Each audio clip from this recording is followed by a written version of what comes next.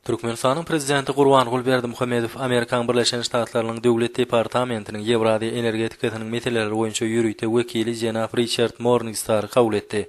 Myhman wagt tap kabul edeni üçin döwlet başlygyna hoşallyk bildirip, milletiň liderine Amerikan Birleşen Ştatlarynyň prezidenti Barack Obama, şeýle hem Amerikan Birleşen Ştatlarynyň döwlet sekretary Hillary Clinton'yň mehirli salamyny ýetirdi. Hormatly prezidentimiz Gurbanguly Berdimuhammedow Amerikan Birleşen Ştatlarynyň ýokary ýol başlygyna özüniň hoşniýetli arzuwlaryny aýtdy we soňky ýyllarda hasla iş ýeňleşen hemde täze many mazmun bilen üssü ýetirilýän Türkmen-Amerikan gatnaşyklarynyň ýokary derejesini kanagatlanmagy bilen bellidi. Şonlukda döwlet başlygy Türkmenistanyň möhüm hyzmatdaşlarynyň biri bolan Amerikan Birleşen Ştatlary bilen özara peýdaly hyzmatdaşlygy mundan melekde ötürmäge taýýardygyny tasdiklady. Duşun marşyna Türkmen döwletiniň başlygy we Amerikan Birleşen Ştatlarynyň döwlet departamentiniň ýürüýte wekili ýalňyş energetika pugdagy wazip ogurlardaky iki tarap bilen hyzmatdaşlygyň mümkinçilikleri hakynda pikir alýdylar. Jenap Richard Morningstar'yň belleşi ýaly Amerikan Birleşen Ştatlaryna Türkmenistanyň energetika syýasatyny we ýurdun öňe türýän eklimum energetika howpsuzlygyny üpşün etmäge hemde giň halkara hyzmatdaşlygyny ötürmäge degişli oňyň başlanýyşlaryna ýokary baha berilýär.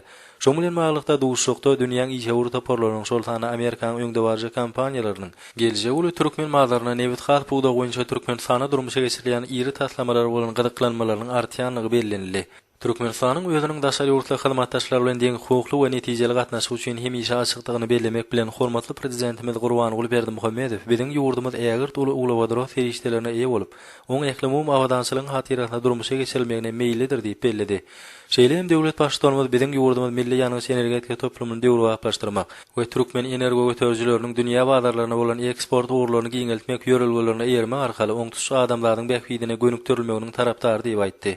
Türkmenistan bu syýasata ýergidäri durmuşa geçirmek bilen sebitleýin we halkara ähmiýetli hususana gaz buğdawynyň netijeli ötüşini şertlendirýän 20 çörli taslamlar durmuşa geçirmekde oňyň tejribe toplady diýip duşukda bellenildi.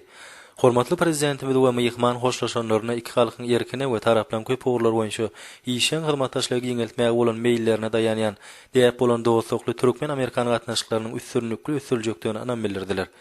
Duşo Amerikan Birleşen Ştatlarynyň Türkmenistana adatdan naşar we dowluk ýaly ilçisi Jenap Robert Eugene Patterson gatnaşdy.